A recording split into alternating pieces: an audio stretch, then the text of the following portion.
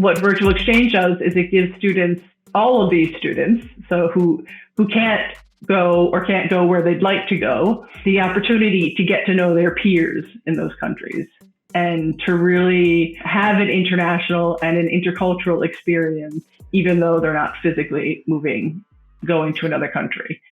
Afinal de contas, mesmo estando longe um do outro, é possível adquirir certo conhecimento, né? E mais abrangência com poucos recursos, né? Em relação ao investimento para essa educação.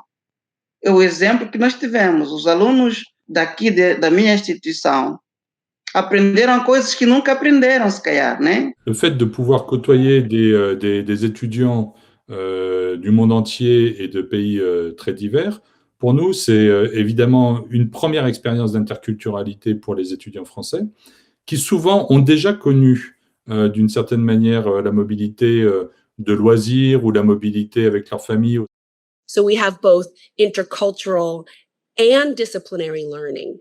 And the disciplinary learning becomes the vehicle for the connection making, taking a little bit of my idea and a little bit of your idea and putting it together in a new combination so that we each come to understand ourselves, others, and the world in a different way. And that diversity is actually a plus because you find that different cultures, different points of view can actually contribute to increasing the potential of a group of students. It's that richness of ideas, that richness of thinking, that richness of skills that permit teams of people to be more productive than individuals by themselves. Virtual exchange can also be very focused on the intercultural dialogue. So where it's not so much about a topic or the content of a specific discipline, but it's really about the experience of getting students from different parts of the world in a room and they have a conversation about world issues. But that is not directly connected to a discipline or to the curriculum.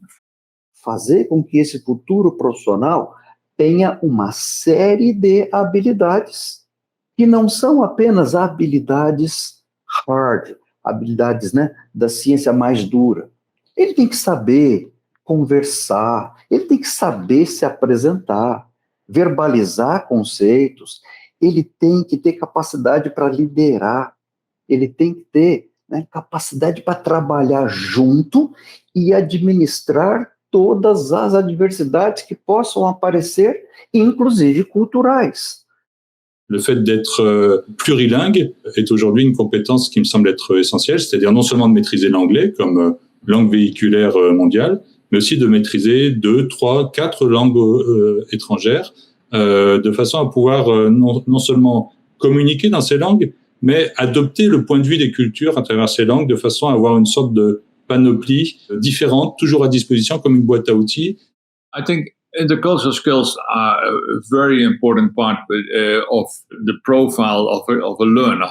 And as I said before, we don't have to directly look into is it intercultural, international, but we have to define it much more in the soft skills that students need, which all have in itself an intercultural and international component. So curiosity, working in teams, understanding different cultures and different backgrounds, that are all learning outcomes.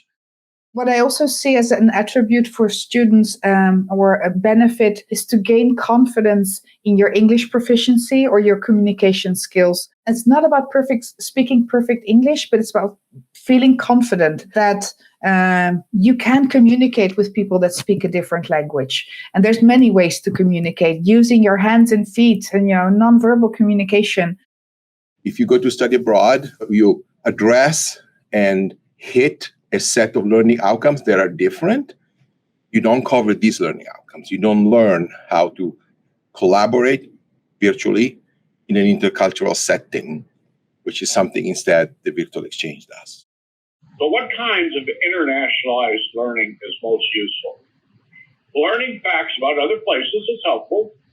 Experiencing other cultures is too. But the really valuable internationalized learning is being able to apply and use these at home and abroad and in different situations. The big step needed is toward transformative international learning, from exploration of cultural diversity toward diversity in critical thinking. Those kind of intercultural competencies that are so essential for the quality of the teaching and learning experience. Doing virtual exchange or embedding a virtual exchange component into our classroom helps us teach maybe in a holistic way, not just the content of our discipline, but also critical digital literacy skills and intercultural skills. If we do want to prepare our students for becoming effective, self-confident professionals and responsible citizens in our super diverse and globalized society, we can't keep focusing our efforts only on the minority of students who are willing and able to study abroad. So that's why virtual exchange is increasingly seen as the solution to internationalization at home, internationalization of the curriculum.